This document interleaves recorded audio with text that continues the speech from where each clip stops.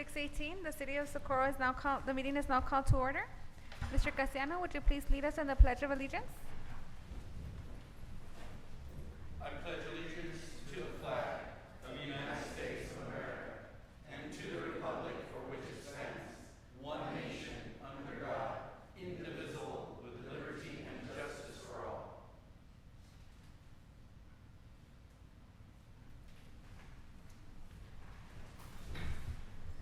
Item number 3, establishment of quorum.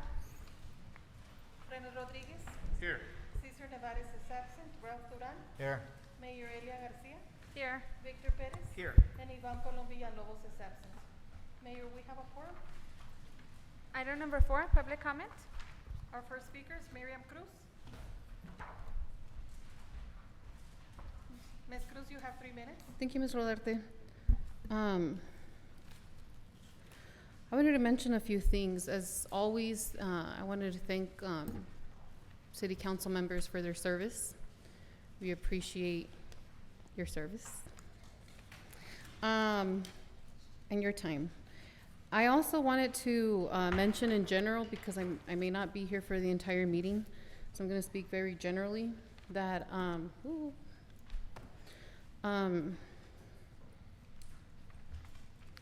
we really are growing, and I don't think we're moving fast enough in changing the planning and zoning ordinances to, one, require an adequate park when those parks are being asked for, and two, whether traffic studies or traffic impact is being taken into consideration when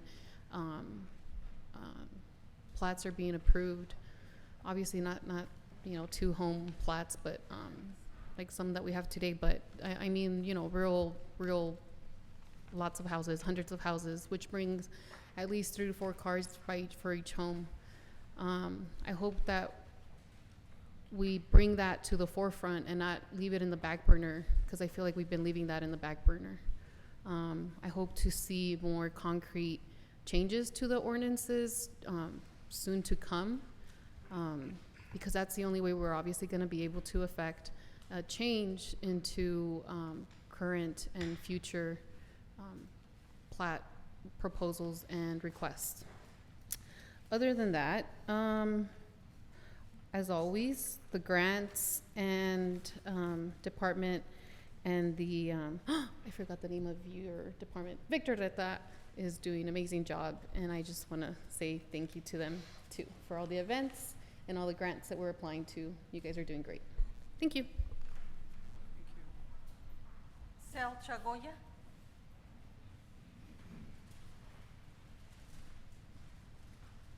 Mr. Chagoya, you have 3 minutes. Thank you.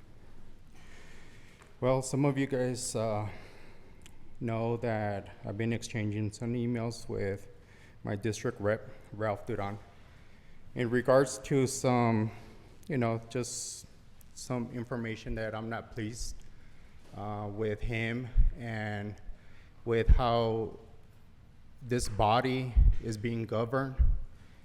And frankly, I'm a rookie. I'm new to all of this.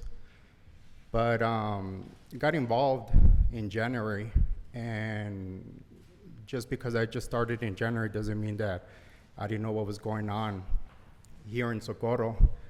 And I'm going to touch the point again of corruption. We need to stop this corruption going on. It needs to stop. Our mayor's under investigation, and it hasn't closed. Why? Why has it not been closed? It's been, already 7 or 8 months, and we're still dealing with this? So my representative, I don't know, I found a lot of dirt on you on a blog. There's a lot of stuff, and I'm going to start bringing it to light, because I don't like corruption. And if I'm not addressing you and I'm not talking to you, it's because I have a problem with you, because you're part of the corruption, and it needs to stop. So I want to start off with this article. It says, Socorro City Rep Ralph Duran has caused yet another problem for the citizens of Socorro. This guy, and frankly the mayor as well, are everything that is wrong with valley politics. So after the Socorro municipal judge kicked a case out of her court to another court because it involved the mayor of Socorro representing a resident of Socorro against the police department of Socorro, there was an agenda item that the last Socorro City Council meeting to extend the contract of a current judge. I say, guess who was the deciding vote on the judge's contract? Mayor Elia Garcia. Let's take a step back real quick and refresh the collective memory. Just because he got on council, Ralph Duran was a mayor advocate for the then municipal judge get a big time raise. How big? Triple figures. And Duran was the biggest proponent of such a raise. He was pushing for the salary for it to be into the six figures. Who was a judge just a couple of years ago when he was advocating for the raise of the six figures? No other than the current mayor of Mr. Socorro. Chagoya, your time is up.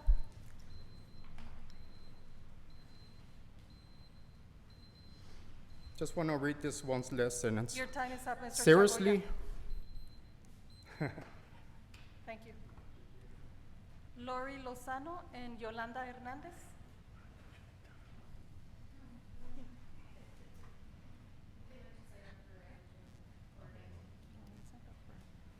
Javier Macias. Mr. Macias, you have 3 minutes. Thank you. Good afternoon. First and foremost, thank you to Adriana Rodarte for following up on my calls and emails regarding the reason I'm here is because I'm a citizen of Socorro, and I recently purchased a home in Cielo del Rio development by Saratoga. We have noticed that there is a wall missing on the ponding area in Cielo Mar. I've been trying to see if they can probably fund a park there, or at least build a wall, so that way they can we can prevent our front yards to be in the condition that they are. I know that the street from North Moon down southbound to Cielo Mar needs a lot of maintenance. There's a lot of vegetation there. The other issue is that, I mean, I have called, they have emailed, they have told me that this is not in Socorro's jurisdiction, that is the El Paso County, and it's like they're playing ping pong with the request. The only person that has been able to call and reply is Alex and also Ms. Rodarte. But there is no action taken on this, and it's been more than 20 days from this request. I'm just trying to get some follow-up on this issue, try to take care of this neighborhood because it's recently new. There's many other issues like dogs, pit bulls running around loose. They have to enforce city code on that unless they're waiting for an accident to happen. I'm just a concerned father and citizen of the neighborhood that, I mean, I'd really like to take care of my neighborhood, my street, as well as, I mean, the community that we live in recently. I haven't really seen any other parks in Juarez in the conditions that the park has currently here in the Saratoga development. So, I mean, either City of El Paso County sends us a cleaning crew and they can bill the developer, or something needs to be done because it's a hazard for the kids. Thank you for your time. Mayor, and those were all our speakers.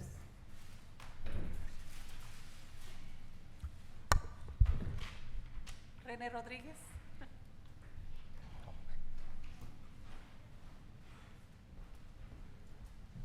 Mr. Rodriguez, you have 3 minutes. Thank you. I'm not here as a council member. I'm here as a constituent of the city of Socorro.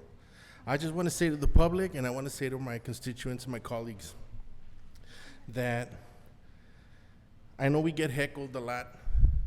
I know we get ridiculed a lot. We get fingers pointed at us a lot. We might not always think alike. We might not always do what is perceived that we're doing the right thing, but we are. I just want to say that it's very, very few times that someone comes here and says, thank you for your service.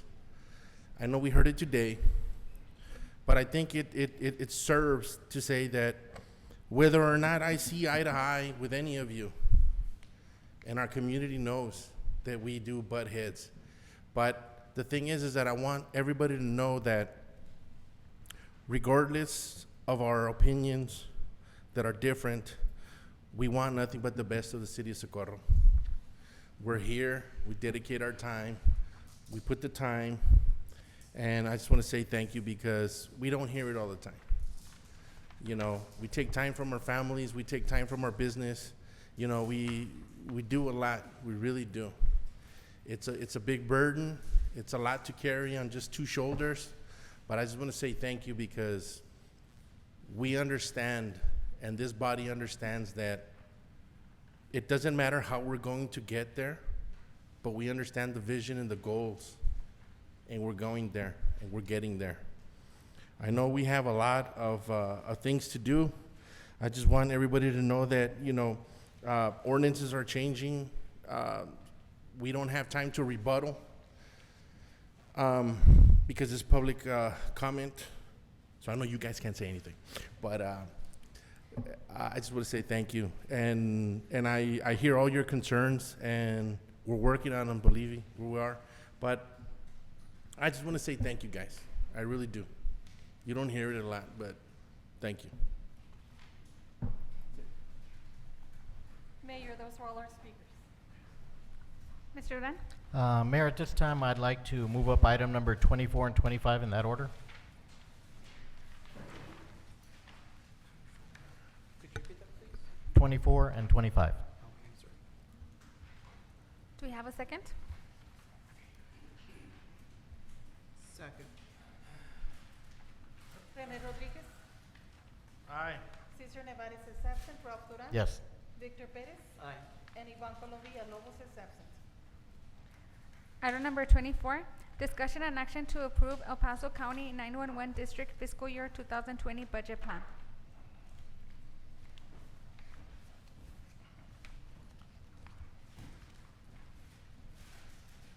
Good evening, Mayor and Council. First, I'd like to thank you guys for your service. My name is Scott Calderwood. I'm the director for the El Paso County 911 District. I'll be brief because I know you guys have a pretty long agenda. And as we do every year, we come here and submit our budget for your review and approval. We've had a changing of the guard in the 911 district. Ms. Mary Kozak, who has been coming out here to talk to you guys for the last 10 years, is retiring, and I will be taking her place, so you'll have the pleasure of my company for the next decade. Also, we have a new appointee to our board, and that's none other than your own police chief, Chief Burton. So we'd like to welcome him to the 911 district board. So as you know, we're the 911 authority for El Paso County. We provide 911 service, technology support for all entities within the city, county, and all of the smaller jurisdictions and Socorro. We have a PSAP, an answering point that we directly support right here in Socorro. So you all have had a chance to take a look at our budget. I think it's part of your packet that we supplied to you.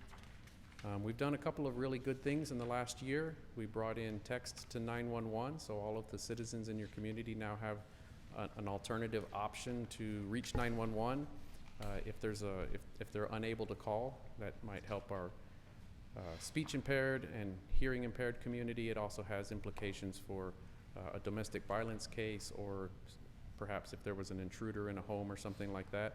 So it's just another option.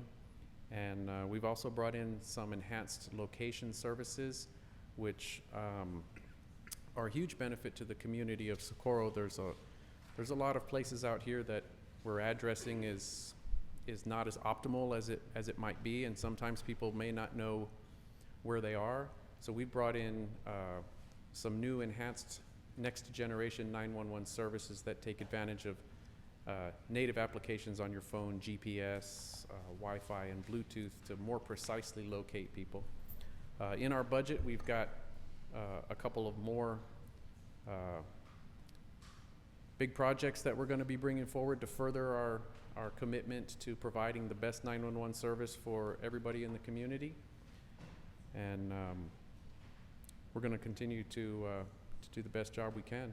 So if anybody, unless anybody has any questions, I'll leave it with you. Do we have a motion? Motion to approve the. Second. Hold on, real quick. I had a question, and I'm trying to. Mr. look for it. Rodriguez? Hold on. Give me just a minute, real quick. I saw it, and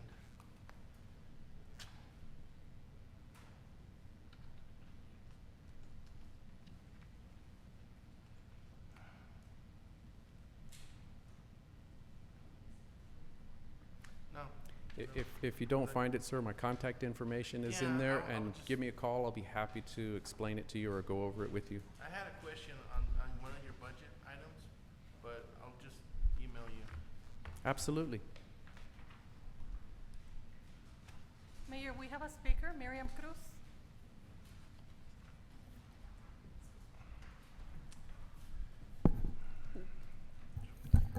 I'll be quick, because we do have a long agenda, and I'm not staying till the end.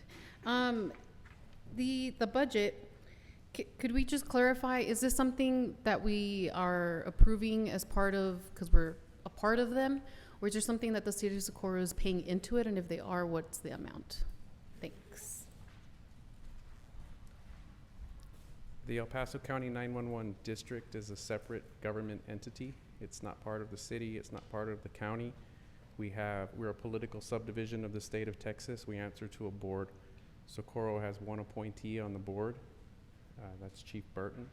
Our budget is generated from revenues that come from 911 fees. If you ever had your phone bill and you see there's a fee on there, we collect those fees. There's no impact to Socorro's budget. Our budget has a positive impact. We provide technology, assistance, and systems and support directly to Socorro. We support your police department and your dispatch operation. There is no negative impact from our budget to your budget. By statute, every year, we go out to the jurisdictions and submit our budget so that they have transparency to know what's going on in the public safety world. Does that answer your question? Mr. Rodriguez? That's what I want. The software is we have a spike, right, in 2019, where the spike on the software was 350,000. It went from 200,000 to 350,000, and then it goes back to 200,000. Is that for licensing? I would have to take a look and see exactly where you're. Right there, this item, right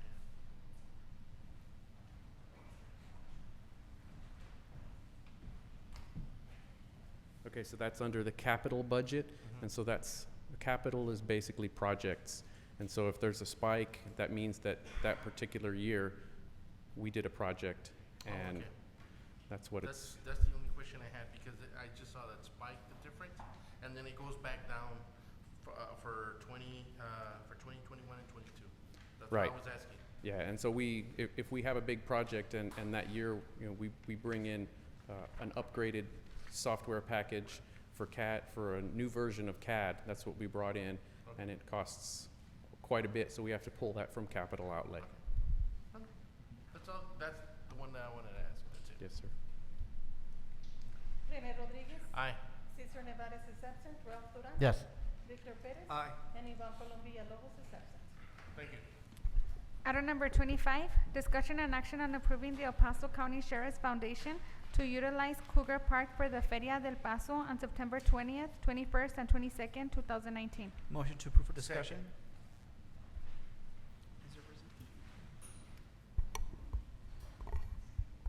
Good evening, Mayor and Council. We received a request from the El Paso Sheriff's Foundation. They want to have an event. that would be a 3-day event at Cougar Park with a magnitude of the event that has to be approved through council. There's also asking if they could sell alcoholic beverages. And also that needs permission from council to do so. There is some policies in our ordinances and as part of the park where it doesn't allow fundraisers and that information, so I just thought it was important for you all to know that information, but I know that we've waived in the past, just like we do by selling alcohol beverages. So they are here in case you have any questions. If it does get approved today, then we will coordinate and make sure that, the traffic control and all of that information, we work out all those requirements. But first, we needed council's approval. Mr. Rodriguez? Can you make a part of your motion to revisit the ordinances so that we can kind of streamline it and see if we can just, instead of coming back and amending or trying to just waive it, just try to put a provision on the ordinance?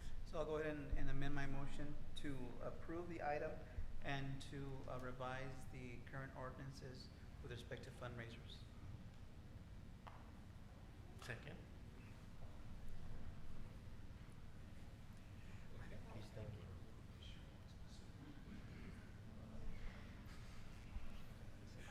Good evening.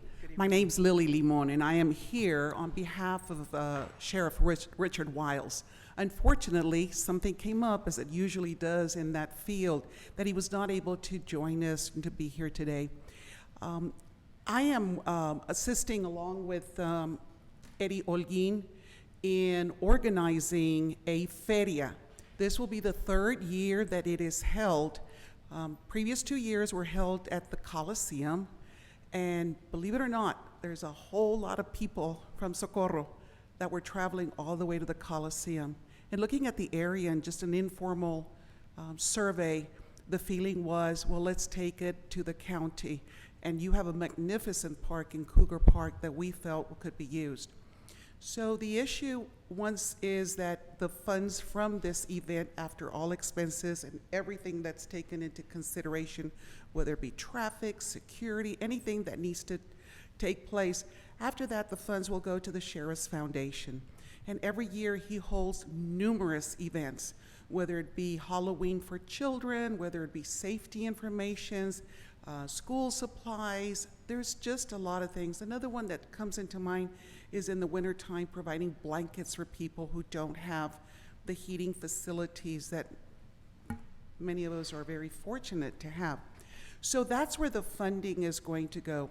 Realizing how a feria really is something that should be geared for an entire family, we are going to design or set up a good portion of that park to be kiddie land.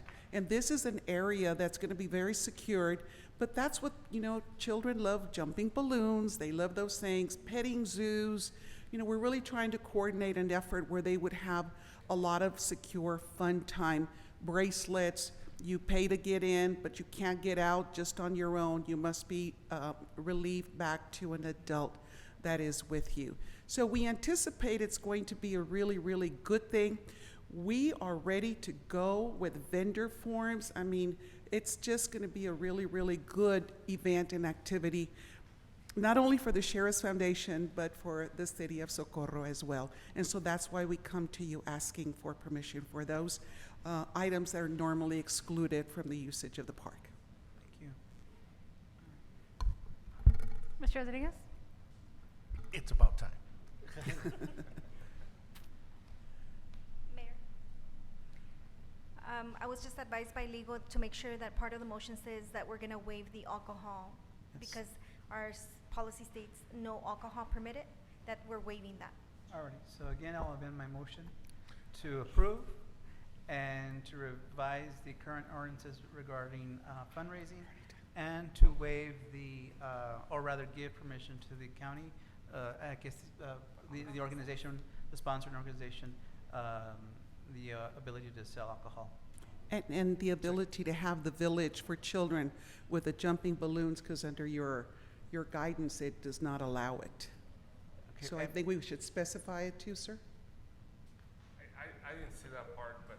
but for good measure, Yeah, it has to be. Yeah. let's go ahead and. Okay. And since I'm already in an amending. You might as well do. Is this the longest motion Right. in history? Also to have the appropriate areas for children, specific to children and their safety. Second. And just for clarification, that it is being approved through council, and then we have to meet to work out all the Correct.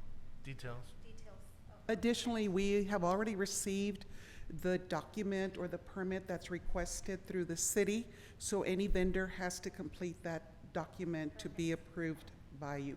So it's going hand in hand with our packet. Okay, good. Mayor, we have a speaker for this item. Yes, of course. Ms. Cruz. As a constituent, I'd like to say thank you for bringing this to Socorro. I think it's really important to have events like this in Socorro, and I'm really happy that you had an unofficial survey, but nevertheless survey, and decided to bring it out here. The only thing I wanted to also mention to council is I agree we should make an exception, but I think we should keep that in mind if other petitions like this come forward, so that we have a clear criteria from here until a change comes of when we'll be making exceptions for things like this. I totally agree. I think it should be done in this instance, but I'm just saying, thinking about the future. Okay, thanks.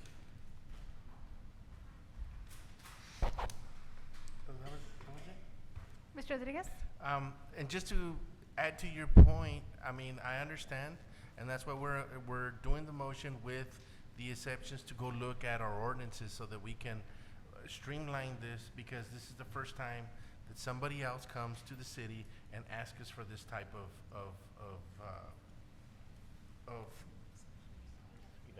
event. I mean, festival. But for this type of event. So this is the first time, so then we're gonna look at, on our end, present us when it's done, and then we can go from there. Rene Rodriguez. Aye. Cesar Nevares is absent. Ralph Duran. Yes. Victor Perez. Aye. And Ivan Colom Villalobos is absent. Thank you.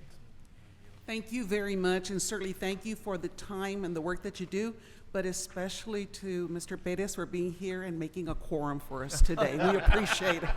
Thank you. Good night. Thank you. Going back to consent agenda, do we have a motion? Make a motion to approve? Second. Rene Rodriguez. Aye. Cesar Nevares is absent. Ralph Duran. Yes. Victor Perez. Aye. And Ivan Colom Villalobos is absent. Item number 11, public hearing of ordinance number 451, amendment number 2 to balance fiscal year 2018-2019 budget with a 0 increase and decrease.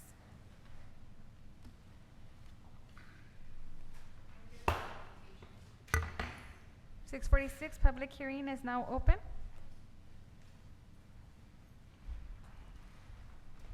I'd like to request a presentation first.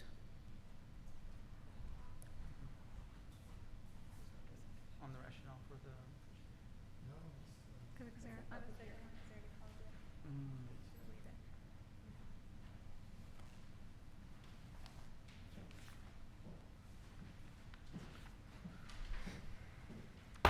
647, public hearing is now closed. Item number 12, second reading and adoption of ordinance number 451, amendment number 2 to balance fiscal year 2018-2019 budget with a 0 increase and decrease. Motion to approve for discussion. Second. Good evening, Mayor and Council. As you can see on your backup, we do have a summary sheet that provides through each department and which item code we are making the amendment to, and it's giving you an explanation of why. I don't know if you all have any questions. Have you been able to review it? Do you want to go by it line by line?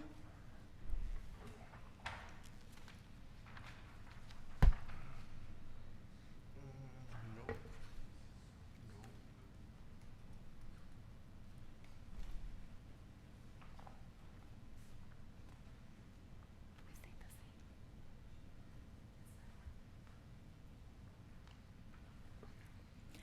at our last amendment, you had all requested to go ahead and give you an itemized, right? So we attach the budget, and then I'm just touching on the items that we are moving money around. We're not increasing the budget. All we're doing is either through salary savings, covering other expenses that the city has had, and we just have to make sure that we amend it so it can all flow through. Mr. Perez? So bottom line, we're reallocating within the budget items or Correct. budget, We're not asking to increase or lines. decrease. All we're doing is just organizing where money we've spent. There's been settlements, there's been technical issues and stuff that we needed funds to reallocate them. And that's what we're presenting to council today. And it gives you a brief description on each department and the line item. Mr. Rodriguez? So just to put it in layman's terms, all we're doing is that if the budget was for $100 and it's $10 in every 10 brackets, right? So basically you're gonna move items 1, 5, and 6 to number 9, and it's still $100. That's what we're doing. So there's nothing going up, nothing going down. It's still the same amount. That's all it is. So they can understand. Okay. Thank you. It's okay.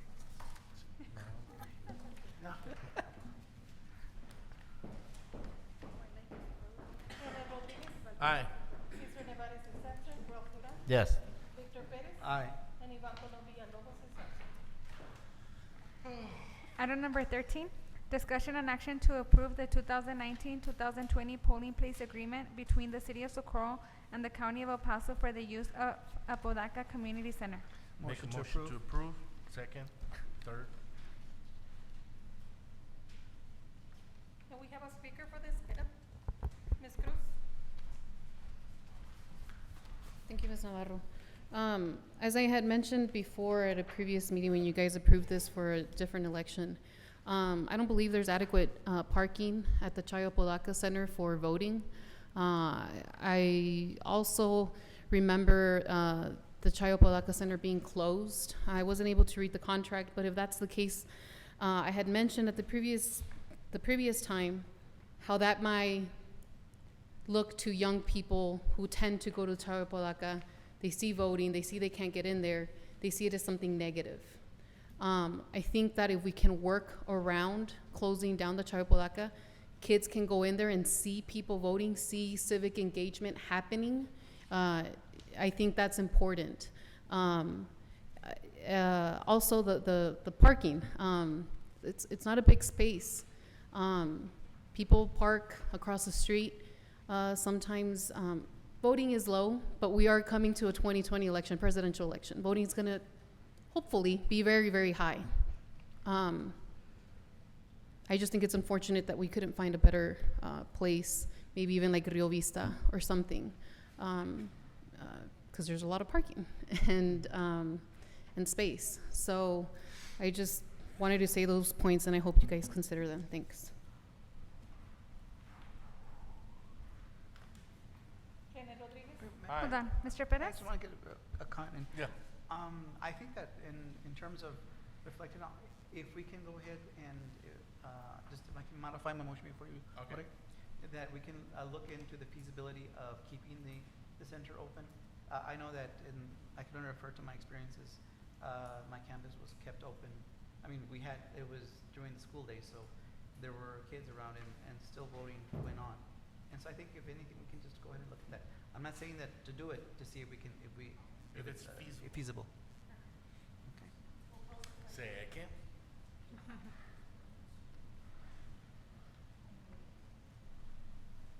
René Rodríguez. Aye. Cesar Nevares is absent.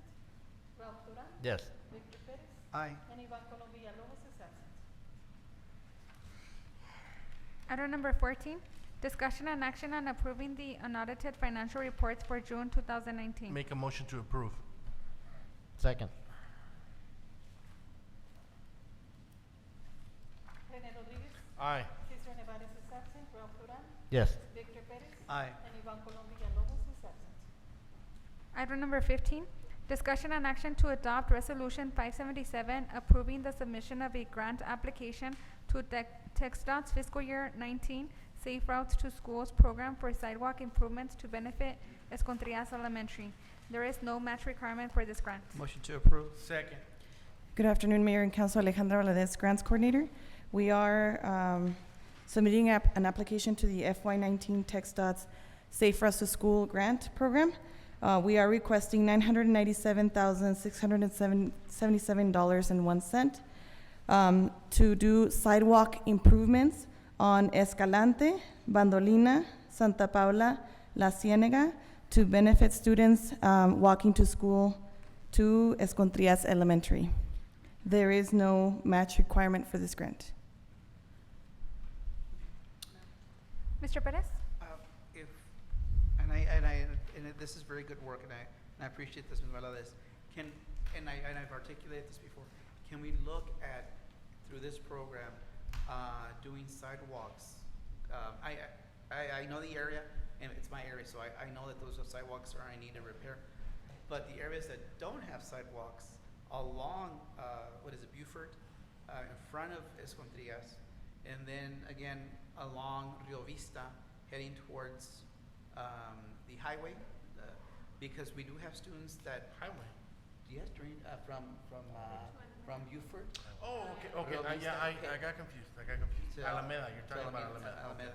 And so we can look at those, and I know, maybe it's projected for future projects, but that's a concern that I have because there are a lot of students that walk in that area, either heading towards the high school or coming towards the elementary school.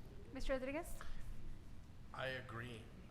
There's a lot of areas in our city because we don't have sidewalks, and that's one of the things that in the MPO, that's what we're looking at.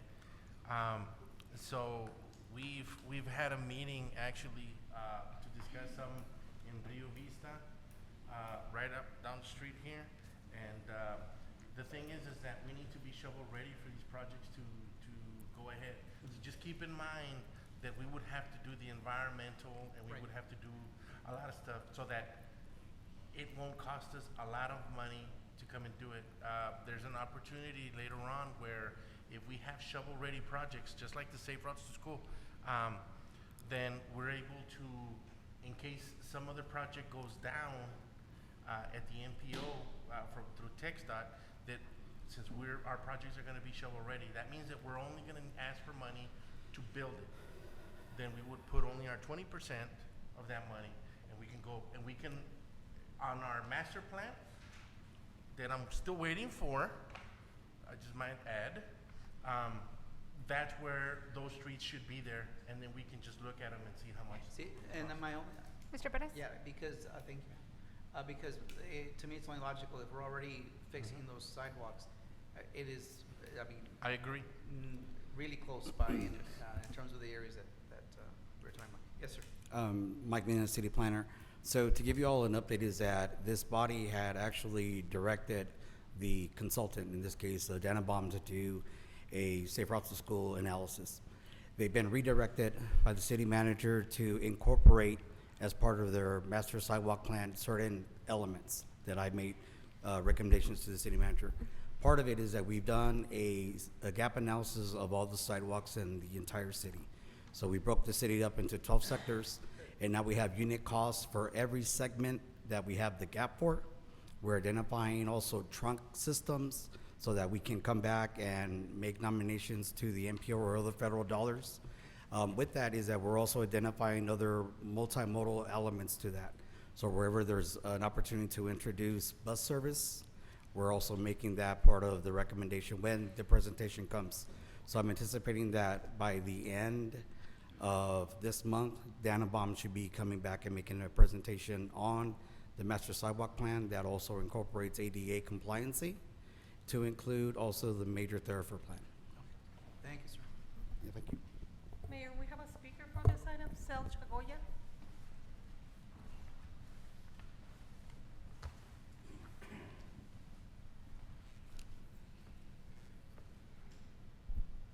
Go ahead, Mr. Sir.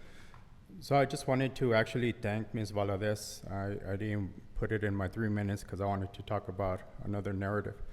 But this is the type of employees we need to have in the city. We are in need of sidewalks. She's always looking for grants. She's always looking how to improve. And actually, I want to thank you personally because she's doing an awesome job. And I think that's the type of employees we need to have in our council.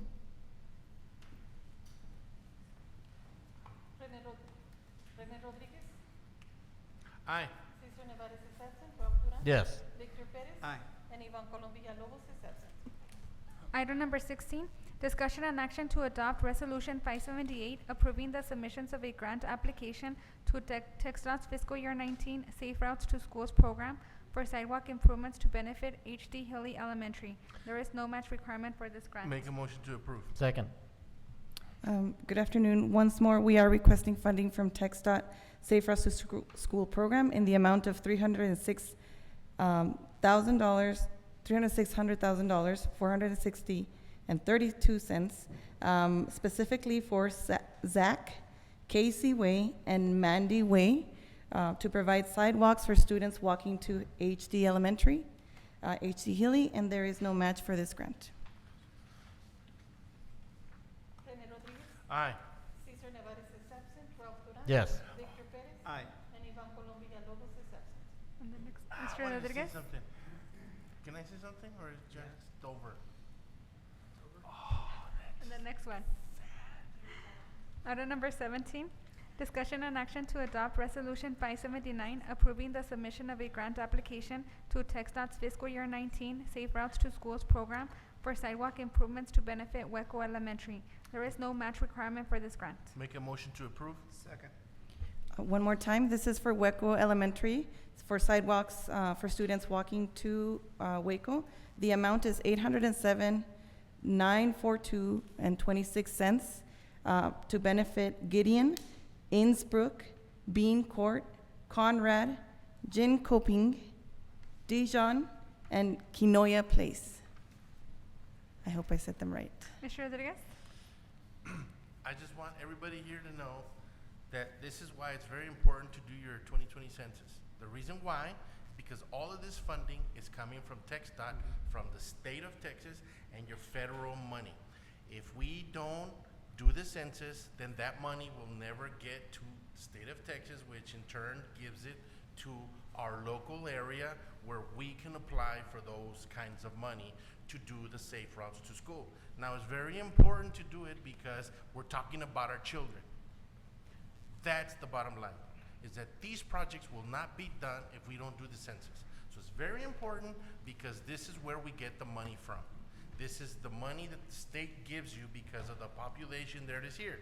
So if you guys don't do the census, and we're not counted, then they're not gonna give us a lot of money to do this. And this is one of the avenues that the city, since we don't have a big budget, these are millions of dollars in sidewalks that we are not able to afford in our budget. If you can tell in the back, that's our budget right there, okay? So all the money is being used. But those are the things that I just wanna say is that Safe Routes to School, the money is giving to the federal state, to state. The state gives it to our local area, which in turn, we go out there and apply for those. If we don't, there's not gonna be any more money. So please go tell your neighbors, your tios, your comadres, your compadres, do the census, please, please. And one of the things is that we do have a good team that is going out there, that is very proficient and efficient to go out there and look for our grants. And we will continue to use that avenue as long as we do the census. Thank you. May I add to that, just to give you some context on the census? In the 2010 census, I have a lot of census facts. In the 2010 census, only 57% of Socorro residents were counted. 57. For every one person that is not counted in the census, our community could lose between $1,500 to $1,700 per year for the next 10 years until the 2030 census. And one of the lowest count populations were children. For some reason, we counted the adults in the house, but we forgot to report on our kids, the little babies, even pregnant mothers. You're supposed to count that child as well, because they're gonna be receiving federal dollars in the years to come. So please tell your neighbors about the census. That's it. Rene Rodriguez. Aye. Cesar Nevares is absent. Ralph Duran. Yes. Victor Perez. Aye. Ivan Colombia Lobos is absent. Item number 18, discussion and action to adopt Resolution 580, approving the submission of a grant application to TxDOT's fiscal year 19 Safe Routes to Schools program for sidewalk improvements to benefit Salvador H. Sanchez Middle. There is no match requirement for this grant. Motion to approve, sorry. Second. One more time, this is to bring in sidewalks to benefit children and students walking to Salvador Sanchez Middle School. We are requesting $1,116,000 and $302.10 for Tanya, Regina, Wilton, Los Magos, Fuente, El Salto, Holman, Bothwell, Falk Drive, Goldman, and Dumas. Mr. Rodriguez? I sound like a broken record. That's over $1 million. The previous one was $900,000. The previous one was $300,000. That's more than $2 million, people. Census, we need that kind of money to come into our area. I'm just saying. Rene Rodriguez. Aye. Cesar Nevares is absent. Ralph Duran. Yes. Victor Perez. Aye. And Ivan Aye. Colombia Lobos is absent. Item number 19, discussion and action on the replat approval for La Joya, replat 1, being a lot split of Lot 4, La Joya subdivision, Block 6 at 10560 Santa Paula. Motion to approve for discussion. Second. Good evening, Mayor and Council. This is a lot split in Santa Paula. This is in La Joya subdivision. They want to split Lot 4 into 2 parcels. Each lot will have 10,003 square feet. The purpose of this lot split is to allow a second house in Lot 4. The Planning and Zoning Commission recommends approval because the proposed design is consistent with the subdivision that abuts it. This is a property they want to split in half. They want to split the property like this, like in a Z shape. And then the only concern the Planning and Zoning Commission had is if it was gonna look too crowded because they wanna build a house right here. The answer is no, because if you're driving on Santa Paula, all they're gonna see is a big house and it's gonna be consistent with the design of La Joya subdivision. But if you're driving on Escalante Road, you're gonna see 2 buildings, this one and this one here, which is consistent with the R3 zone that abuts the property. Mr. Perez? So we're okay with all the setbacks in Yes. terms of the lot split? Yes, sir. They meet all the requirements of the subdivision code, including the setbacks. I'm sorry, Joe, could you give me some perspective where El Cid is relative to that? El CID is over here. This is Escontrillas, Uh-huh. Alameda. Oh, I see it now.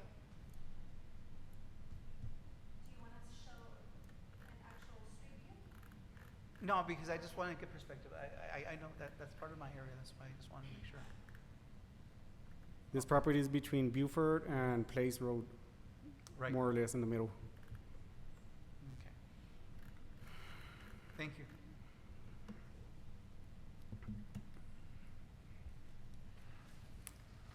Rene Rodriguez. Aye. Cesar Nevares is absent. Ralph Duran. Yes. Victor Perez. Aye. And Ivan Colombia Lobos is absent. Item number 20, discussion and action on the replat approval for Belen Plaza, replat K, being all of Lot 2, Block 6, Belen Plaza, located at 10815 Regina Drive.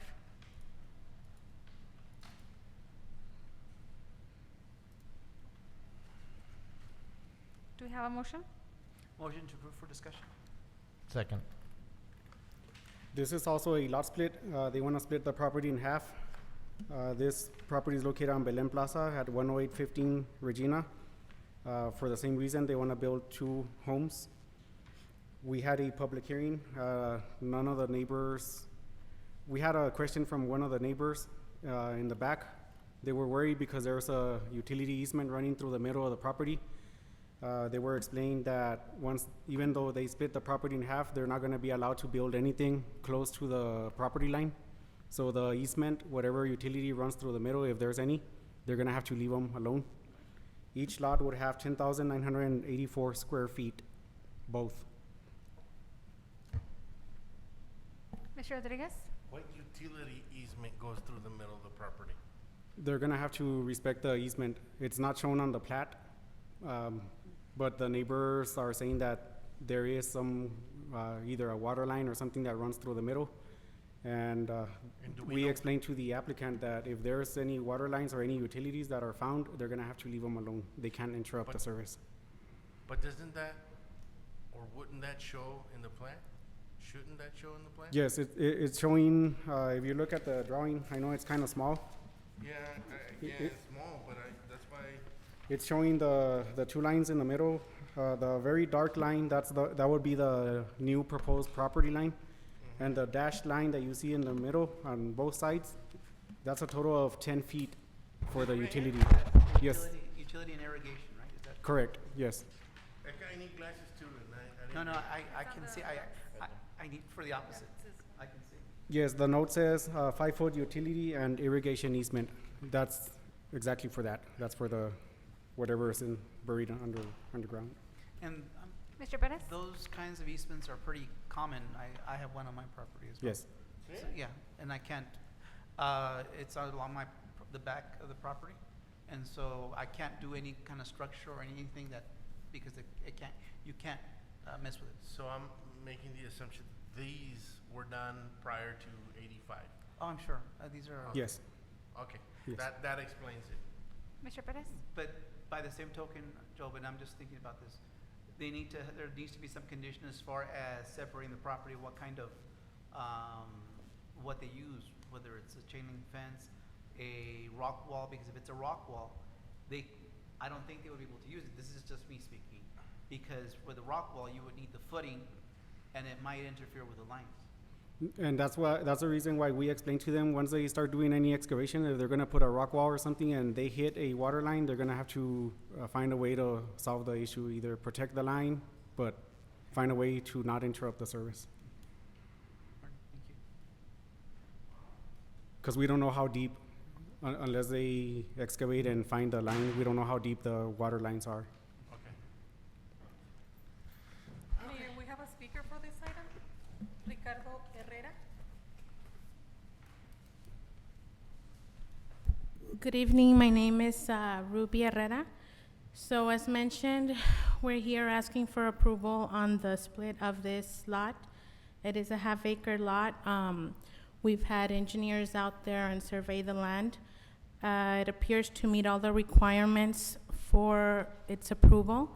It was mentioned on the previous hearing that there's been lots in this area that have been approved prior for, the subdivisions.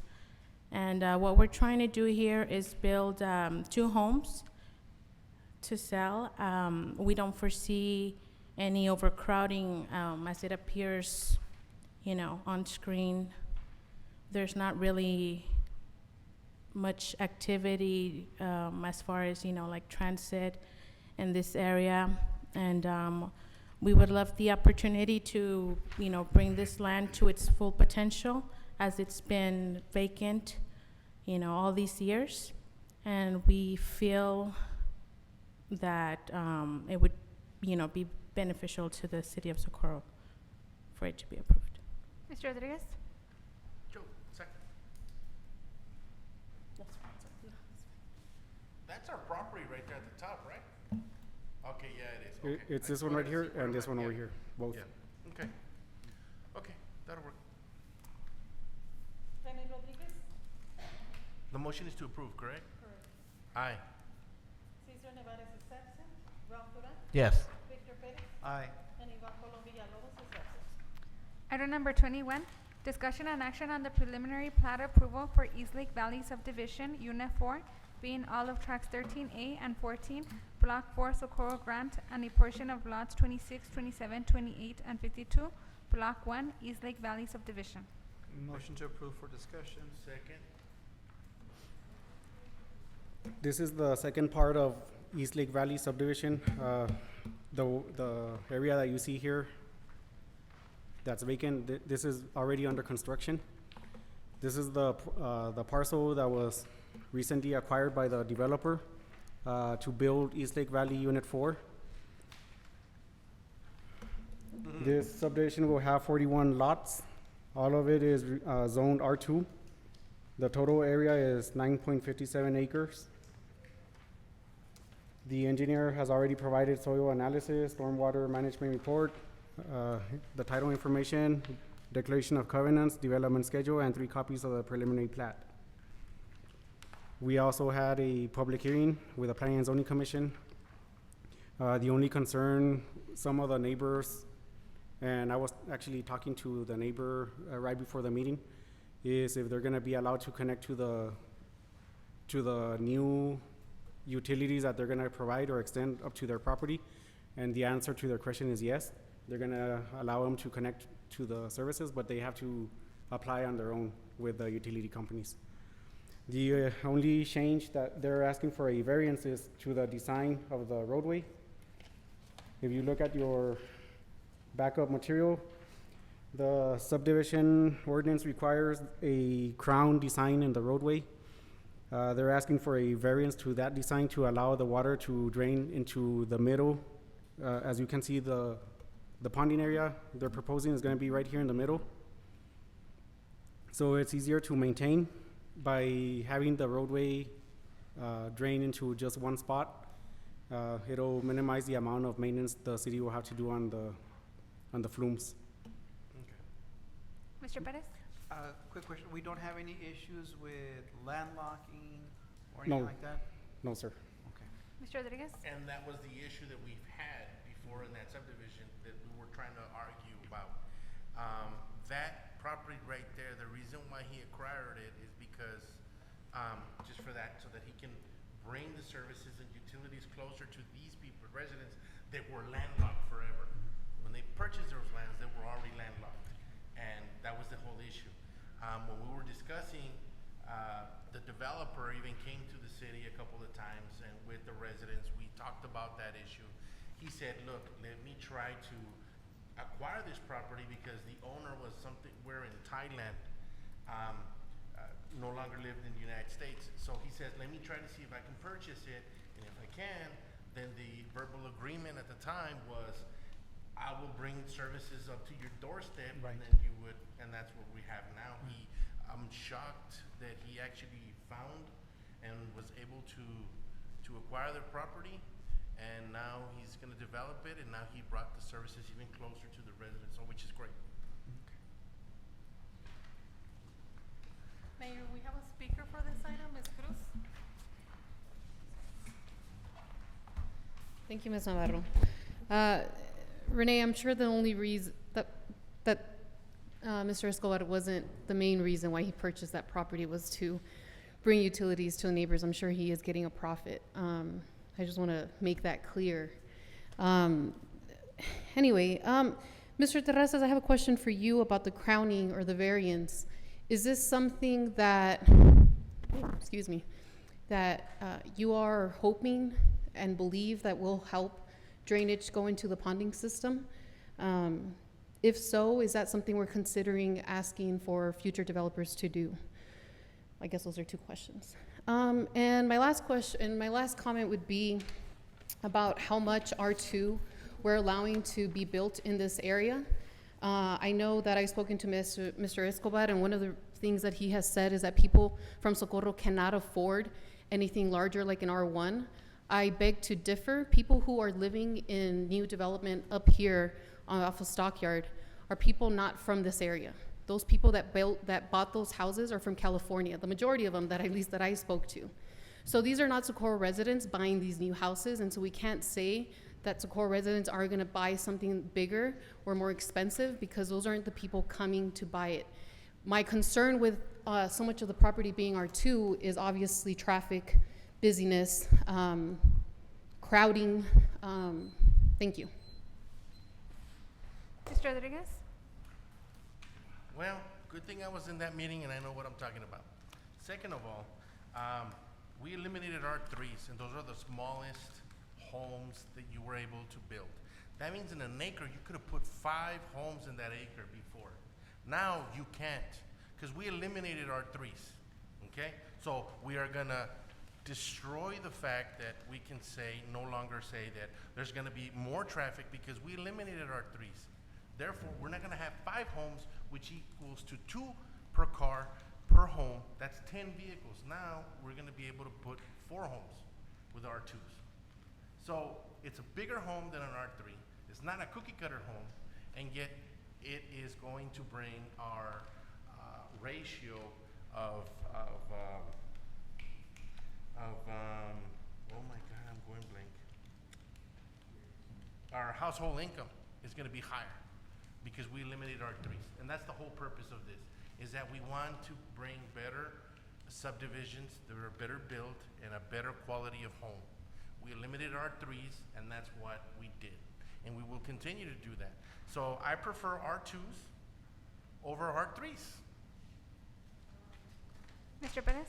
Well, I would love to have R1s, but unfortunately, the way the state has the laws for development, as long as they have met the requirements of the city doesn't have a whole lot of leverage in being able to dictate what kinds of homes are developed. And so, in terms of the developer, again, I'm wishing that it would be R1s. They're only reacting to what the market is dictating. And so, if the market is telling them that that's where the profit is, and you're right, ultimately there is a profit to be made. The city has its hands tied as to being able to demand the buildings of R1s. So, Eric. Jaime Rodriguez, Aye. Cesar Nevares is absent, Ralph Duran. Yes. Victor Perez, Aye. and Ivan Colom Villalobos is absent. Item number 22, discussion and action to approve the anticipated proposed tax rate for fiscal year commencing October 1st, 2019 through September 30th, 2020 for the city of Socorro, Texas. Motion to approve. Second. For discussion.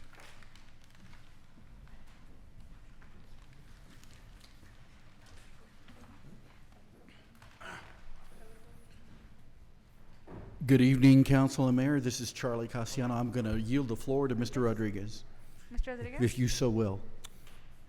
Say what? If she so wills. I just want to say something. We still have time to approve this item, right? We can still do Yes. it for the next meeting? I believe so, yes. Okay. Yeah. Because I just would feel comfortable if all of us were here. Okay, so Could we just postpone it to, or no? That's what I'm saying. set the dates, because the next item will talk to you about the dates that we have to publish and bring another agenda item. And for publishing, we need time. So, no, we don't. That's my question. Okay. Okay. That's the only question I have. Well, the tax rate, the good news is that the effective rate and the rollback rate came in much higher than we had anticipated. The effective rate is at 0.748108, and the rollback rate is 0.837502. And that's going to effectively generate for us in the M&O, the maintenance and operations portion, over $6 million. 6.3 actually. And what that's going to mean is that we're going to, if we keep everything as it was, and we made a couple of adjustments for the ambulance services, and on the converse side, we're going to be billing for the Canutillo? For dispatch. So we're going to add $47,000 in, or $42,000 in revenue. So the bottom line, though, is that if we dig into the reserves, we're budgeted at 559,000 instead of closer to 900,000. So we effectively brought it down to a very manageable amount. The other thing is, going forward with SB2 looming large in our future, I think having this rate is going to help us combat having to dig into the reserves at all in future budgets. Mr. Rodriguez? But only if we do it this year. Yeah, we need to do it this year. I mean, this is our opportunity to get us to a good place. You know, if we grow ridiculously in the next few years and we don't need that much, we can always bring the rate down. But I think this keeps us where we need to be going forward. And all the grants that we're applying for as well. So those are things that we need to consider, because the MPO is going to come out with more and more projects that we might want to apply that we don't budget for. So those are the things that we need to also keep in mind, is that it's a good idea. Okay. So our recommendation then is to use the rollback rate.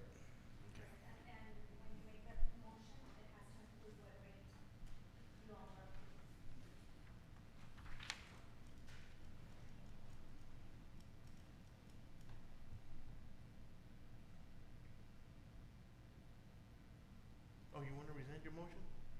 No, I want to make sure that we look at, so just for layman's terms, we're looking at a tax increase, or we're not Yes, looking a tax increase, yes. at? All right, so then the effective rollback that we're looking at, excuse me, I'm sorry. The effective tax rate is 0.748106, which is just a little bit under what our actual tax rate is now at 0.752457. And the rollback rate is 0.837502, which is what we're recommending. Okay. Yes. Okay, so 837,502. So 8.857. No, 0.837502. It's the third line, I cannot find it. I apologize. Usually I'm pretty good about finding this. I get it, okay. So then at this time, I'll go ahead and amend my motion. And again, not because I like it. No one likes tax increases, but because we need to be at a situation where we're doing right by the city financially. I'll go ahead and amend my motion to approve the rollback rate of 0.837502. Second.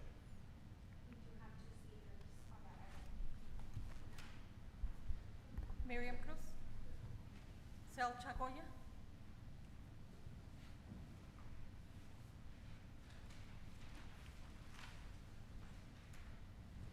Just want to mention to council, as y'all making this decision, yeah, it's true, nobody likes taxes, and I mean, it is what it is, but at the same time, I wouldn't want to see the money that's going to be collected, and even though there's a growth spurt that's going to happen, that eventually that money is going to be going into administration. We need to give back to the constituents. We need lights, we need sidewalks, we need better parks, we need a lot of stuff. So let's look at Horizon. They're setting the example. They're doing things the right way. And I just don't want, administration to get money triggered and all of a sudden they start getting pay increases left and right. I don't think that that's money should be dedicated for that. Money should go back to the constituents or the residents of Socorro who are lacking infrastructure.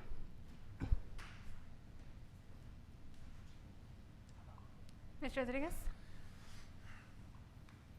I understand. I hear that all the time, and the concern is there. The concern is that people say, "Oh, well, my taxes are so high," and in reality, when you look at and you break down, and that's what I tell everybody that comes to me and tells me that, "Oh, I paid $3,000 to the city of Socorro," and I feel that I have to call them the truth, and they're lying because it's a lie. when you break down your taxes, you know, the majority of the money that you pay in your taxes at the end of the year goes to the school district, which is Socorro Independent School District. And then we're the third highest in that bracket. And that's what people don't really see. They just see a big lump sum and that's it. But we're the ones that have to put lights, sidewalks, streets. You know, we're the ones that have to fix all of those. And if we don't get it from taxes, then how are we going to be able to do it? Now, I understand that by doing this, of course, I'm with you. I understand, because I'm raising my own taxes. And I hate taxes. If it was for me, I wouldn't want to pay a dime in taxes. And that's the truth, you know? But I have to, and do you want to know why? Because I'm the one in the MPO. We're the ones that are bringing it to council. We're the ones that are approving sidewalks, safe routes to school. We need better streets, widening our streets. All of those projects come from the taxes that we generate. We are doing. That's why, if you noticed, I said thank you, because we understand the vision that Socorro and this body has said we want Socorro to be. And we want to be not like Horizon. We want to be better. That's why. And we have to do the stuff that needs to be done.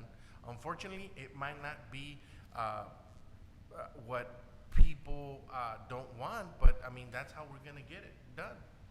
And rest assured that that money is going to go for more safe routes to school, for more widenings of the streets, for all of these projects, because I've always said it since 2013. Infrastructure. That's what we need. I understand we need more lights. We are going to do all of that. That's why we have to do this. And I will say it all the time. There's our board. There's your money. We don't hide anything. The reason why that's there is because we made sure that we want our residents to see where your money's going. And that's why I'm pointing it right there. We are not hiding anything. We're being as transparent as we can. So rest assured that that money's going to go for all of the future projects. Mr. Perez? And I think we need to make the clarification that, yes, we need to grow in a smart fashion, but we need to understand that Socorro is a lot older than Horizon. So we're having to retrofit a lot of things in terms of improvements, whether it's sidewalks, streets, and I've said this a lot of times before. A lot of the Socorro roads, roads in Socorro, are old-time tractor trails. That's where the tractors would go through, and so neighborhoods were built around that. And so if we ever want to widen a street, sometimes we might get into somebody's living room because they're so close to that old trail. In terms of the development in Horizon, we also need to understand that some of it is in El Paso County. If I remember correctly, the actual boundaries of Horizon are not that big. No. And so some of the subdivisions that have been developed are actually in the county of El Paso. So the county of El Paso has a bigger tax base, and again, the developers will go where the markets are. And so unfortunately, there's a lot more unencumbered land in the area of Horizon versus the area of Socorro. I think that we can improve Socorro, and we're trying to in terms of the best way we know how, and I think we're doing a good job at it. And so I think that we just need to make those clarifications, that Socorro is older, it's got more of a situation where we need to remedy along the way, and I think that we're doing a good job at it. Thank you. Rene Rodriguez?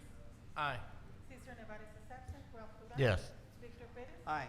And Ivan Colom Villalobos is absent. Item number 26, discussion and action to appoint 2 elected council members to become investment officers to the Socorro Public Finance or Investment Board per Ordinance 250, Amendment 1, and Ordinance 321. Mayor, you skipped 22. Oh, I'm sorry. Yeah. Item number 23, discussion and action to approve the scheduling of 2 public hearings on August 15th and September 5th, 2019 for the anticipated proposed tax rate for the fiscal year commencing October 1st, 2019 through September 30th, 2020. Is there a specific way that this motion has to be read, or? No, it's just for the scheduling of the public hearing. Okay. And what we have to ensure is that we have quorum on these dates. motion to approve? Second. Wait. I know, I'm looking too. But it says May 16, 2019. We're on 13, right? That was the 23, capital. yeah. So we're doing number 4? 23. No. Number 4. Number 3 and number 4. No. Item number 23, but if you read it on ours, on the very top, it gives us dates, right? So we already did those, right? That's what a I'm s- capital program workshop. That's a budget. Oh, I see the ones in the bottom. Sorry. I need my glasses, guys. Sorry, my bad. Okay. Miriam Cruz? August 15. Thank you, Ms. Navarro. I noticed that these both meetings are scheduled for Thursday during city council meetings. I was wondering if there would be an option to change one to a Saturday, or a different day when maybe different people who aren't able to come to these meetings could come. I hope that you can have some discussion over why or why not. That would be a good idea. I understand that cost is an issue to host meetings like this, but I believe it is important to give everyone, every constituent in the city of Socorro a chance to be able to come out if they can. If you decide not to change the dates, then I would ask if you would be willing to form some sort of public comment form specifically for this item so that people are able to provide their notice, rather than just the comment form that is on the city clerk's website, but something that's very specific to this item, whether it's a website, an email, something. Thank you. Mr. Perez? Is there, I think there is something specific that, as far as these kinds of meetings, that they have to be held during the regular meeting of the city council. And then in terms, and so I think that if we. All right, so there are different steps that we need to take, the city has to take. And then I think that by state law, if I'm not mistaken, that you can only change your regular city council meeting once, and then you have to and then it has to be at that time after that. If I remember correctly, again, it's been a while because remember that Paso County wanted to change their regular meeting time, and they couldn't because of state law or something like that. For budget purposes, yes, just because in our charter it reads that we're gonna have meetings the first and third Thursdays of the month, so when you change it, it makes it seem like we're trying to change it so that the public doesn't know about our meetings, and that is the reason why we're required to follow. Okay. Because we're hold to our charter standards. That's it. But, okay. All right. Rene Rodriguez? Aye. Cesar Nevares is absent. Ralph Duran? Yes. Victor Perez? Aye. And Ivan Colom Villalobos is absent. Item number 26, discussion and action to appoint 2 elected council members to become investment officers to the Socorro Public Finance or Investment Board per Ordinance 250, Amendment 1, and Ordinance 321.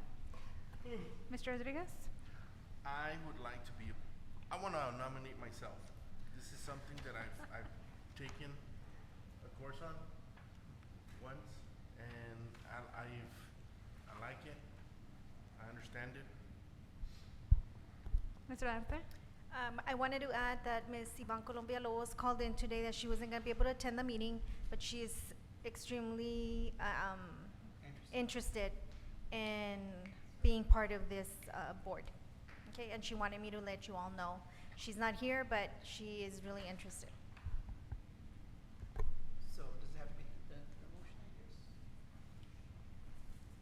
So I'll go ahead and make a motion. If, oh, but He just nominates himself. So I'll go ahead and make a motion if there's no other, anything else, to appoint Mr. Rodriguez and Ms. Colombia Villalobos to the board. Second. We do have.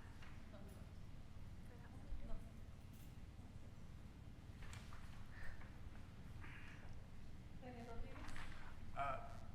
Mr. Mr. Rodriguez? I just want to say that this is the investment of our money that we have, right? So this is just to invest our money. Aye. Cesar Nevares is absent. Ralph Duran. Yes. Victor Pérez. Aye. And Ivan Colombia Villalobos is absent.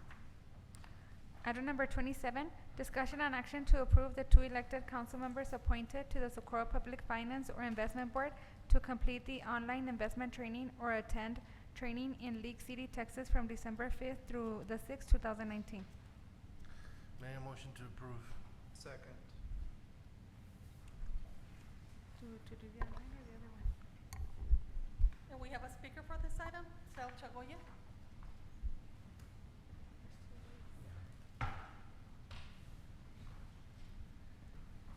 My apologies, I thought I had put myself on 26, but I would had, as a constituent, I would have had selected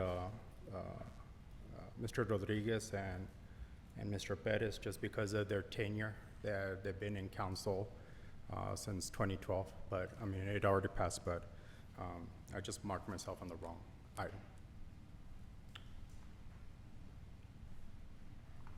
Rene Rodriguez. Aye. Cesar Nevares is absent. Ralph Duran. Yes. Victor Pérez. Aye. And Ivan Colombia Villalobos is absent. Item number 28, discussion and action to approve Representative at Large Rene Rodriguez and any other council member interested to travel to the TML Annual Conference and Exhibition from October 9th through 11th, 2019 in San Antonio, Texas. Mr. Rodriguez? Make a motion to approve. Second. Mr. Rodriguez?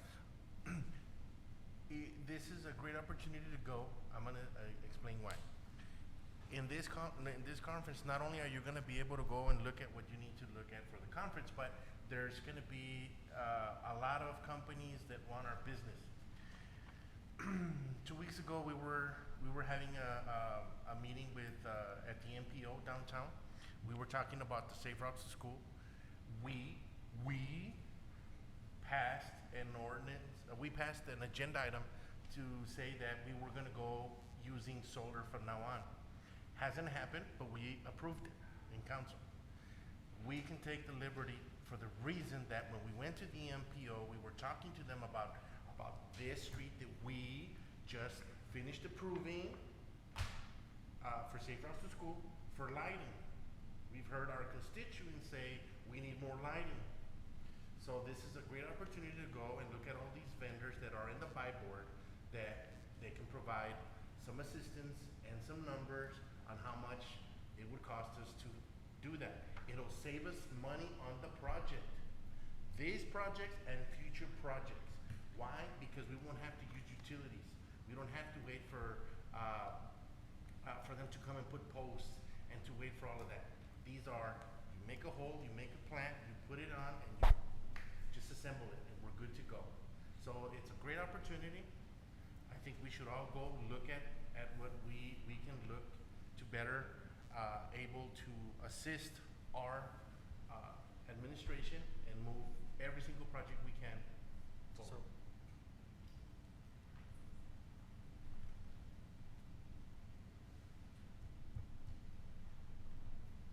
Rene Rodriguez. Aye. Cesar Nevares is absent. Ralph Duran. Yes. Victor Pérez. Aye. And Ivan Colombia Villalobos is absent. Item number 29, discussion and action to approve Representative at Large Rene Rodriguez and any other council member interested in participating in a webinar to discuss annexation on October 24th, 2019. Make a motion to approve. Second. Where is it? It's on number 20. No, It's online. Mr. Rodriguez? This is something that we need to take a look at. Since 2013, we've been trying to annex. Yes, I said it twice. And yet, because of our, well, I'm not going to throw anybody under the bus, but I'm just going to say that it never happened for whatever reason, and we lost an opportunity to expand our city and our city limits so that we can better our community.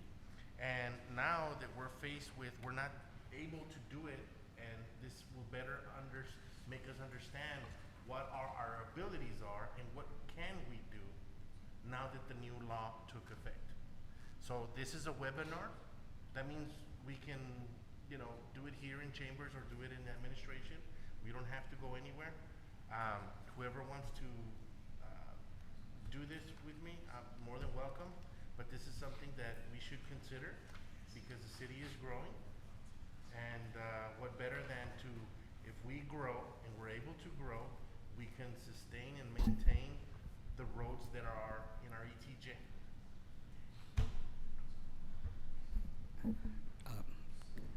Members, Mike Mina, City Planner, I think one of the things that's important about this webinar is that just recently the state legislators passed a bill that allows El Paso County to exact infrastructure improvements within their jurisdiction that also includes in our ETJ.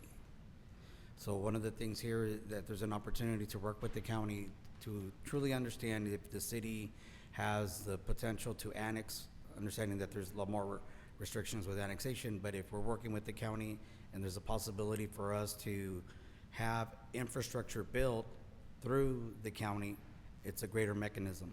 So essentially, as I understand the rule, is that if there's property that has not been developed over 20, 25 years, I forget the exact number, the county can come in and exact the infrastructure improvement. And then later, if we feel that the annexation is something that the body wants to do, then we can absorb that and make it part of the city properties.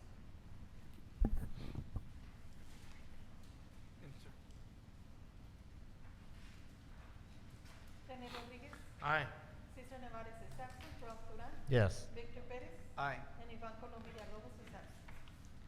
Item number 30, discussion and action to approve Representative at Large Rene Rodriguez and any other council member interested to travel for TML Economic Development Conference from November 7th through November 8th, 2019 in Bastrop, Texas. Make a motion to approve. Second. Mr. Rodriguez? This is something that I've been trying to do for the past 3.5 years. We always talk about Horizon and look at what Horizon has done and blah, blah, blah. Okay? Well, the reason why Horizon's the way it is because they do have an economic development plan. Okay? Not only do they have that, but they have a board.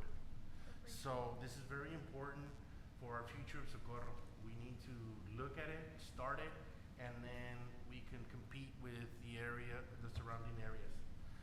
There's a lot of potential growth here in the city, and I think this is one good way to see what can we do to start it, and then go from there, so that we have a lot of land that's being developed, and this is one crucial thing that we need in our plan. Rene Rodriguez. Aye. Cesar Nevares is absent. Ralph Duran. Yes. Victor Perez. Aye. And Ivan Colom Villalobos is absent. Item number 31, discussion and action on fiscal year 2019-2020 budget for all City of Socorro departments, including revenue projections for fiscal year 2019-2020. Mayor, and the only update that we have here is what Mr. Charlie presented in the item of the rollback rate from our last workshop. So everything's still the same. Mr. Rodriguez? I haven't looked at all of it. There's a lot of pages. But how much money, right off the bat, do we have allocated for lights? Or we don't have one? Oh, that's okay. Okay, never mind. No wonder I couldn't find some of it. So I was like,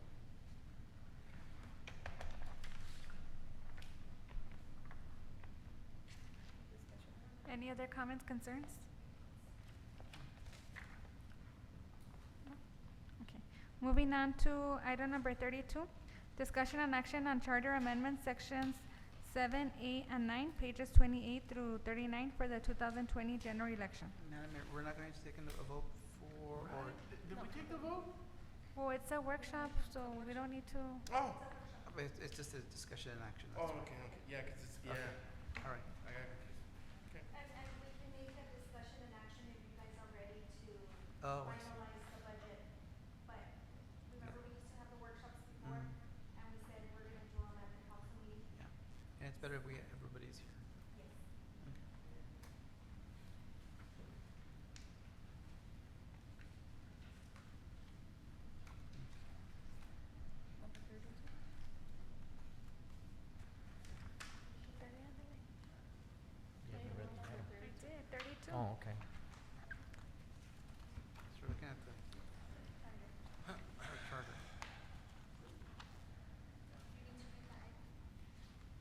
Already read it.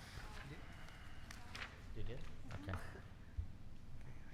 Mr. Perez got confused and confused everybody.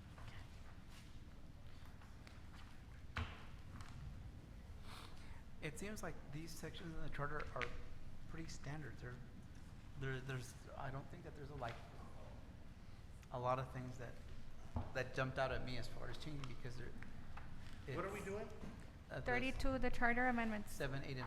Which is? Section 7, 8, and 9. Which is? Which is your,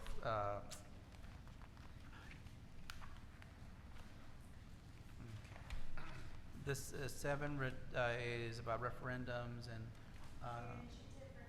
mhm. Mhm. The franchise need to be.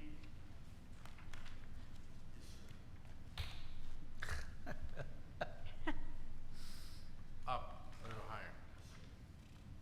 And then the last part is civil service. The what? The last, and then section I relates to civil service.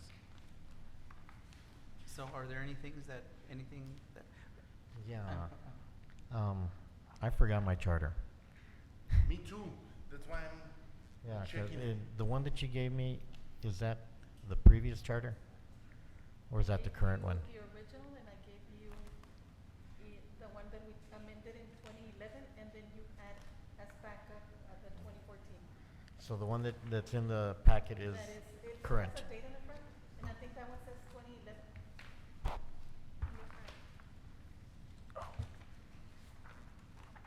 That one was the original. That's the original, okay. This is 2000. So 2008, that's the current one? No. No. 2011. So if you didn't bring your backup from the very first meeting, it's just, it takes a lot of people to print. Yeah, I everything understand from that. the I meeting. understand that. But because of that, there's an item that, does anybody have the current one? Hold on, I'm gonna read that. Can you just, if I read you a portion?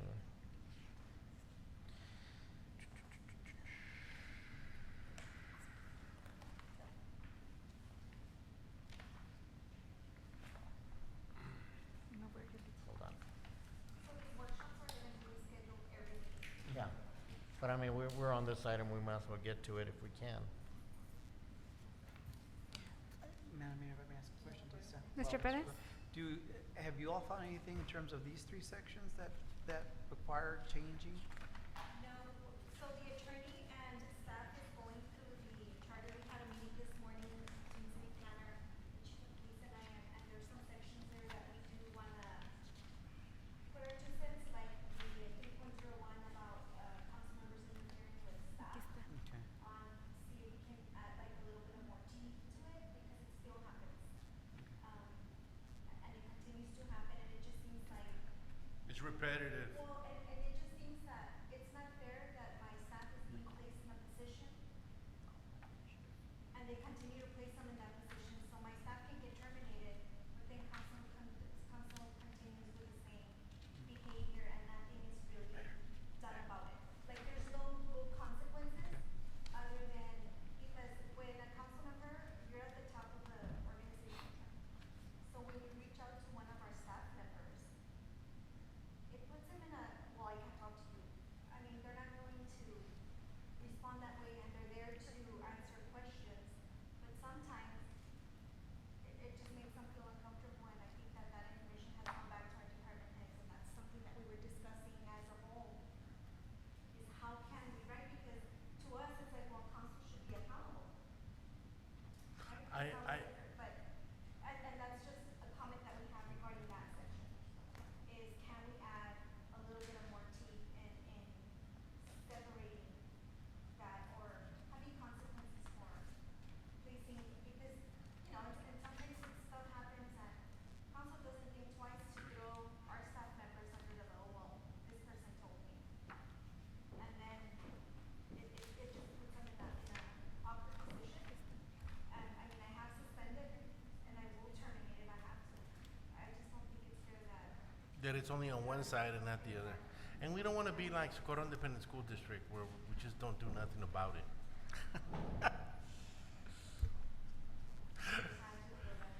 I know I had to. You had to.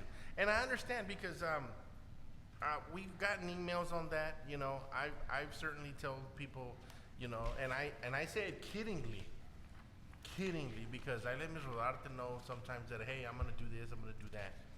And she sends out emails and stuff, and I still tell people, don't say nothing because I don't wanna get in trouble, you know. But I play around with people, and it might look like they take it serious. And I understand, but there's sometimes where people do go overboard or stuff, and I think that I agree.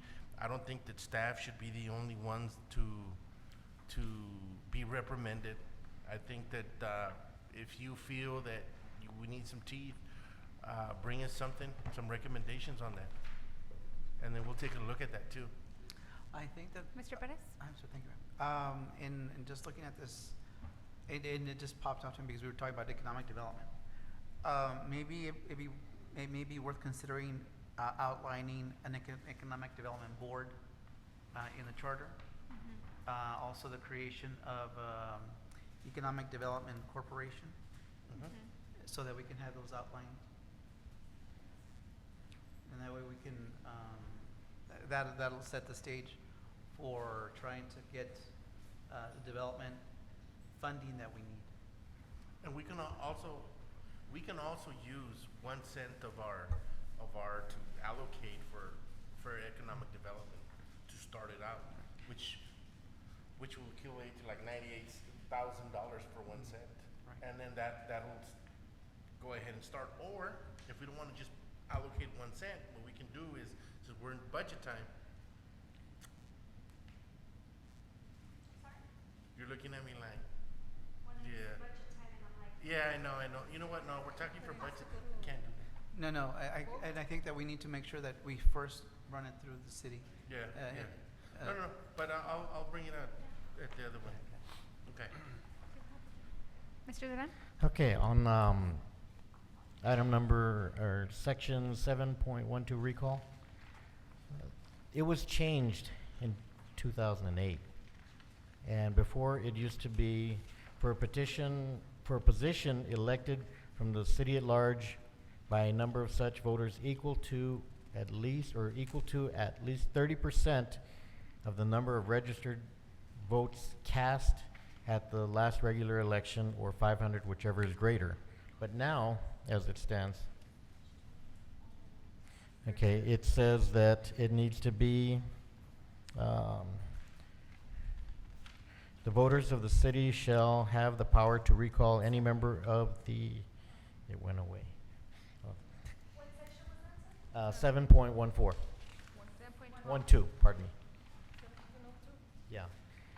And if my calculations are correct, we have 17,753 registered voters. For mayor or at large, we would need 5,327 signatures for a recall, or 500, whichever is greater. I don't know what the last amounts of the election were, how many people voted, but I don't think we were in 30%. Can you look it up, Renee? Yeah, it was 6,000. Because I had it here. And 7.12. In the mayoral, 2016. yeah, 2016. Hold on. No, it was 2017.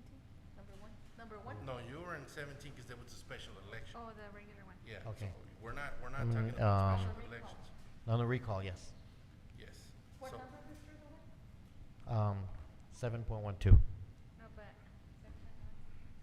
Okay, here it's section. Yeah, section 1, 2, and 3. So A1, A2, One, A3. A1. I'm just trying to, because what it used to be was 30% of registered voters cast in the last regular city election, which would be, but now when they change it, it was to registered voters, not people that cast their votes. So I want to make sure that it's doable, but not a slam dunk.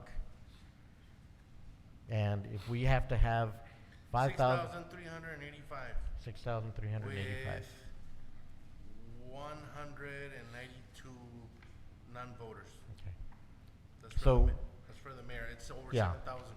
Over 7,000. 7,000 voters. Okay, undervotes. Mhm. So we need, I mean, 5,000, I don't think it's feasible to have Yeah, 5,000. If it's Oh, yeah. 7,000 people came out, over 7,000 to vote, Yeah. then I think that you should have at least five. It's fine. I think that the reason why they changed it is because it goes back to the same thing. The reason that they changed it is because I was part of a recall.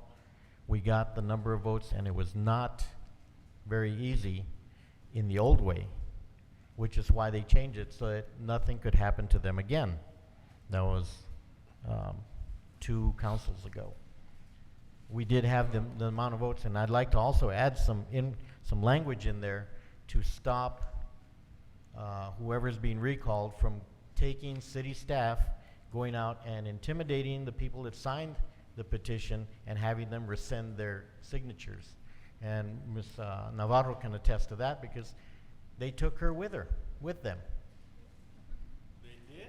To rescind their signatures. We need to have some language in there, and that I think the attorney can handle, regarding whoever's being recalled using city resources to go out there and have them rescind their signatures. And that's why the recall eventually failed, but we did have enough signatures to have the at-large recalled. But because they took, using city funds, city employees and everything, and they went below the threshold that we needed. So I think language needs to be put in there, and I think that in the presidential election, we had 7,000 voters, roughly. 7,000, roughly, or 7,000. So 30% is 5,327, but they put in their 500, whichever is greater. I think we need to find a happy median, not so happy if you're dealing with a recall, but something that is doable, but yet not a slam dunk. That would be great. I would love to see that. I think that I think that we should have those that voted in the election participate in the recall, because if you didn't, and it goes back to, everyone's heard it, if you didn't vote, don't complain. So And I would agree, listen to what I'm saying, I would agree to 50 plus 1 of all the people who voted. Let's look at what other cities have, and then we can fine tune it to the us. percentages, we can work out, but I'd really like to see people that, because if you went and exercised your privilege and your right to vote, then And then you're gonna get some people that don't like you to not vote, but then they're gonna vote for you on a recall. I think that's undermining the rest of the actual people who went to vote. I don't even- And that's what you're doing. And basically, that's what it is. There's a wave of people that don't like just the way some people are. So it's like, and I'll take it for example, because you know what? I don't care. Because people get upset because they say, oh, well, I helped you and stuff like that. And I'll say this. Nobody has come here and stayed for my comment, because they know I talk back. They know I will tell them their truth. And they don't want to hear it. We've all seen it.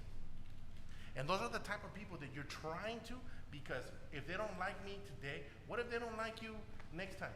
You're going to make it easier for them to just recall you? Because that's what we're talking about. And the thing is that the people came out, voted for somebody, and you're going to make it easier to undermine the voters. And what I say is that it already passed. This charter amendment already passed. The voters already spoke. And yet you want to go back and undo it so that you can go back to the same old ways of Socorro? Because that's what we're doing. We're setting the city back to the old ways of Socorro if you do that. Because I, for one, don't agree. I think we should just leave it as is. And I agree with Mr. Ralph on the other second part of his motion, of his opinion, which is we should not let anybody who's being recalled to use city resources. No, I agree. No, but I'm just saying that if you voted in the election, then you should have you should be the one calling that person back.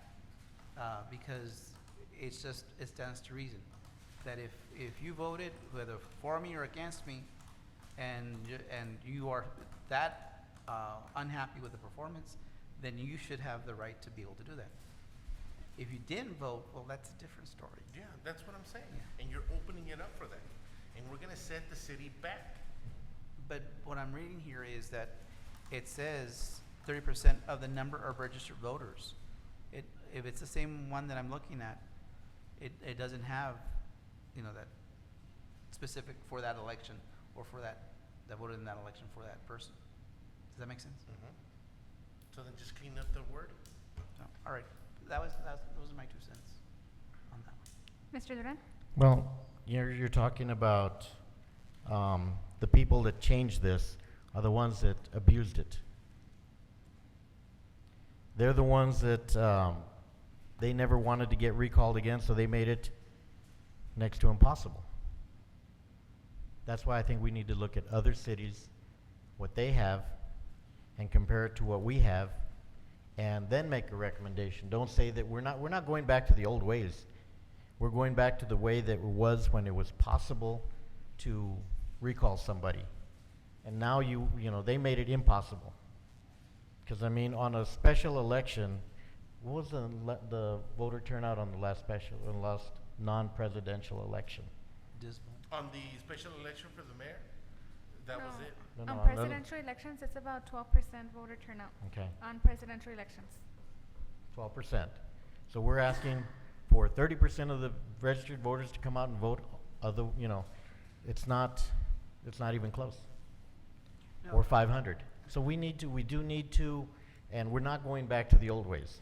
What we're going back to is a way that worked, and we showed that it worked, but because of the way that the council members at that time conducted themselves, taking and having them, having her notarize their, taking back their vote or their signature, and so we showed that it does work. We can't do it.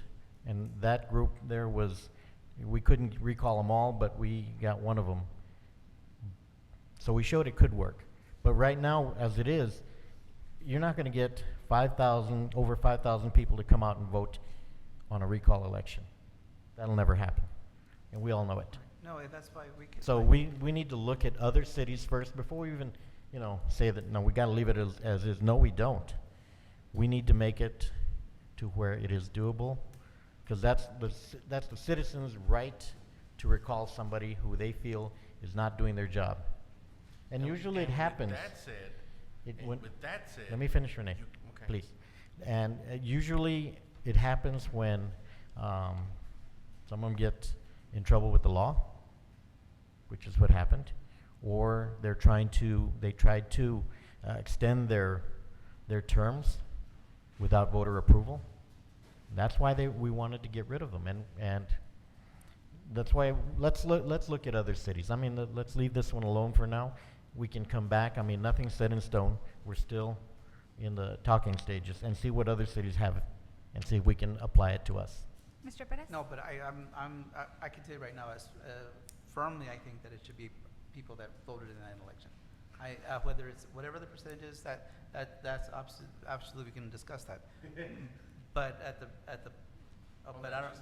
Subject to constitutionality and making sure that it's in accordance with the election. Yeah, absolutely. Yes. You can do that. Yeah, Exactly. If because how can you? And that's what I was going to say. Mr. Perez Yeah. is speaking. Sorry. No, if we can do it, I'm not going to not follow what the Constitution requires. But if that's the case, if we can do it, yes. If not, well, obviously, then that's. Mr. Rodriguez? And that's what I was trying to say, is that where do you want to draw the line? Because if you're going to make it easier, we can't cherry pick. It's an election. So you can't really say, you who voted are only privilege to come and vote for the election. Well- Yeah. That's, wait. I understand. No. I understand. And that's what I'm trying to say, is that it's gonna be unfair, and this is what I want you to really understand, and the other members as well, is that you mean to tell me that somebody that does not vote, because these are the numbers and the statistics, 14,872 are registered voters, okay? We're 32,000 voters. I mean, there's 32,000 residents here, okay? Now, census hasn't been done, but those are the last numbers, and I'm giving you the last numbers. So those last numbers, you mean to tell me that 48.4% are eligible to vote, right? Out of those, only 7,000 vote. Just say 7,000, just to clear numbers. So you mean to tell me that it's not even 50%? So you mean to tell me that when you're gonna get recalled, you can go to the ones that don't vote, haven't voted, and get them to vote for you? That I think is shady. And that's what we're going to go back to. And that's what I'm trying to say. That is it. I'm not saying no. I'm just saying we're not gonna go back to the old numbers because you're gonna make it easier. Look, it's difficult for people to come and vote, and you want to make it even easier to come and remove somebody? Think about that. I just want you to just let that sink in. It is difficult to get people to come and vote. Now you want to make it extremely easier to remove somebody. I don't understand. I think it should be harder to come and remove somebody. At this point, I think that it is a good idea to look at other charges. Yes, I think so too. And just keep it at that. I don't want to mess with anybody's constitutionality. Or constitutional right, obviously. And just take a look at it and present it what you got. But if we can, let's just look at other similar cities. Mr. Duran? Correction, we have 17,758 registered voters in the Now? city of Socorro. Yes, sir. Yeah, A and I'm little just more. saying old numbers. This is the most current number.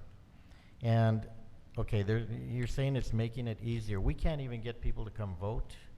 On a recall election, you're gonna have only the people that care. You're not gonna have, it's not gonna be easier for them to remove somebody. We're already gonna look at it. I know, but what I'm saying, you're saying that we're making it easy to remove somebody. No, it's not gonna be easy because the voter turnout is gonna be so low that only the people that really care are gonna come out and vote. So we'll look at other cities and then we can revisit this. And I'll bring my charter next time. Should we go to the next stuff? All of us will bring our charter I've next got time. it. Okay.